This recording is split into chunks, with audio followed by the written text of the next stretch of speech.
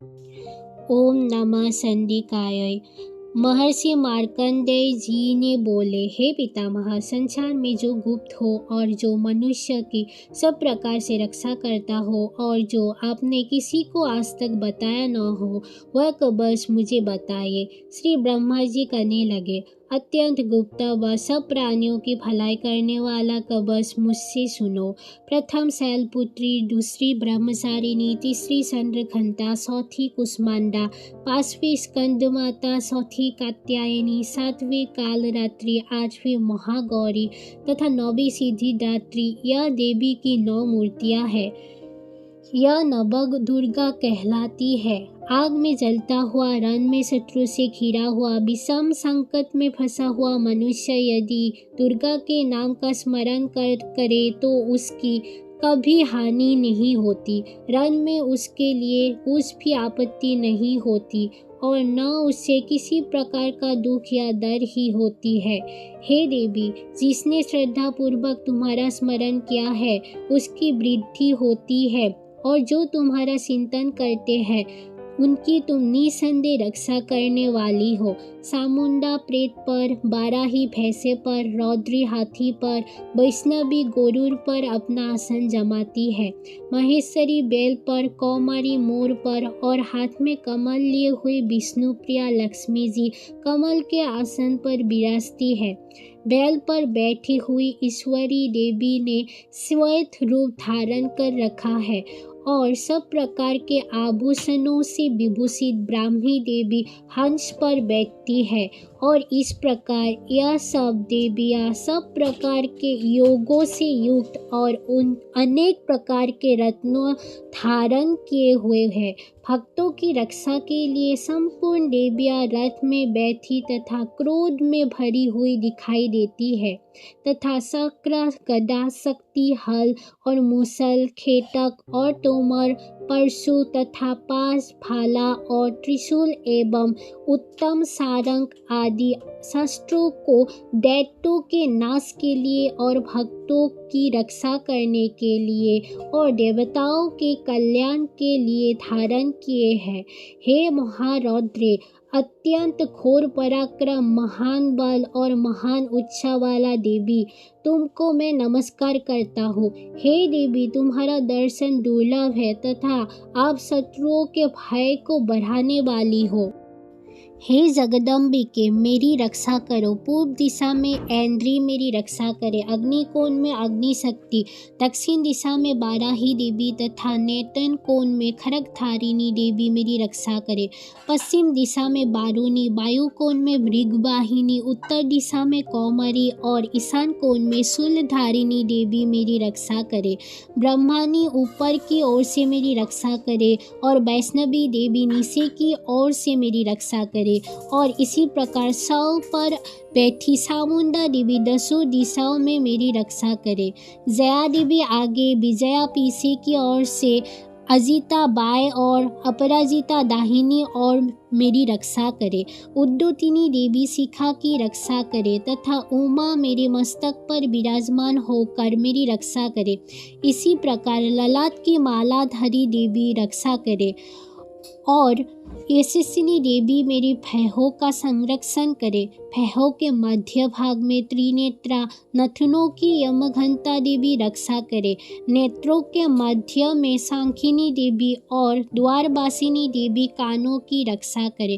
कपलों की कालिका देवी और कानों के मूल भाग की भगवती शंकरी रक्षा करे। सुगंधा नासिका में और सरसिका ऊपर की ओठ में, अमृतकला नीचे की ओठ की सरस्वती देवी जीभ की रक्षा करे। कौमारी देवी दांतों की और संधिका कंठ प्रदेश की रक्षा करे। चित्रघंटा गले की खाती और महामाया तालु की रक्षा करे। कामाक्षी देवी थोथी की और सर्वमंगला मेरी बानी की रक्षा करे। भद्रकाली गर्दन की और धनुर्धरी पीठ के मेरुदंड की रक्षा करे। कंठ के बाहरी भाग की नीलग्रीवा और कंठ की नली की नलकुबरी रक्षा करे। दोनों कंधों की खरगिनी और वज्रधारिणी मेरी दोनों बाहों की रक्षा करे। दोनों हाथों की दंडिनी और उंगलियों की रक्षा करे अंबिका देवी। शूलेश्वरी देवी संपूर्ण नखों की। कुलेश्वरी देवी मेरी कुक्षी की रक्षा करे। महादेवी दोनों स्तनों की और शोक विनाशिनी देवी मन की रक्षा करे। ललिता देवी हृदय की और शूलधारिणी उदर की रक्षा करे। कामिनी देवी नाभि की। गुज्जेश्वरी गुज्ज भाग की। पुतना और कामिका लिंग की और महिषवासिनी गुदा की रक्षा करे। संपूर्ण कामनाओं की पूर्ण करने वाली महाबला देवी दोनों जंघाओं की रक्षा करे। विध्वंसवासिनी दोनों घुटनों की और तेजस्वी देवी दोनों पाँव के पृष्ठ भाग की। श्रीधरी पाँव की उंगलियों की में और तलवासिनी तलुओं की। दष्टांकराली देवी नखों की। ऊर्ध्व केशिनी केशों की। बागेश्वरी बानी की रक्षा करे। रोमा बलियों के छिद्रों की। कौवरी और त्वचा की बागेश्वरी देवी रक्षा करे। पार्वती देवी रक्त मज्जा वसा मांस हड्डी की रक्षा करे। आंतों की कालरात्रि देवी। पित्ता की मुकुटेश्वरी देवी। पद्मावती कमल कोश की। सुरामणि कप की रक्षा करे। ज्वालामुखी नसों के ज्वाल की रक्षा करे। अविद्या देवी शरीर के सब जोड़ों की रक्षा करे। ब्रह्मा ने मेरे वीर्य की। सत्रेश्वरी देवी साया की तथा धर्मधारिणी देवी मेरी अहंकार मन और बुद्धि की रक्षा करे। प्राण अपान व्यान उदान और समान की वज्रहस्ता देवी रक्षा करे। कल्याण शोभना मेरे प्राण की रक्षा करे। रस रूप गंध शब्द और स्पर्श इन विषयों का अनुभव करते समय योगिनी देवी मेरी रक्षा करे तथा सगुण रजोगुण और तमोगुण की रक्षा नारायणी देवी करे।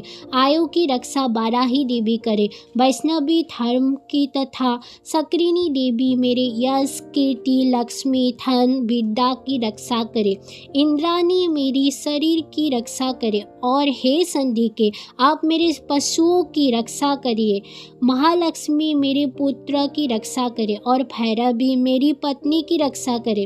राजा के दरबार में महालक्ष्मी तथा सब और व्याप्त रहने वाली विजया देवी चारों ओर से मेरी रक्षा करे।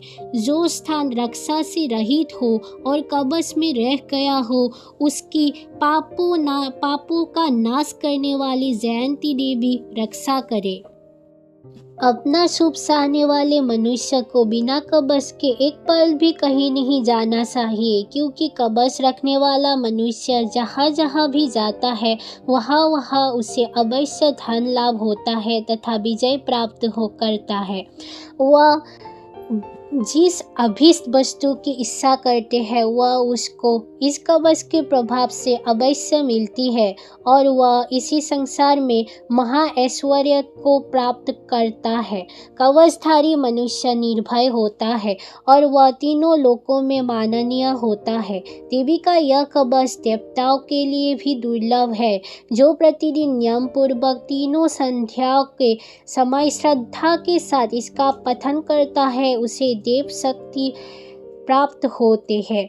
वह तीनों लोकों को जीत सकता है तथा अकाल मृत्यु से रहित होकर 100 वर्ष तक जीवित रहता है।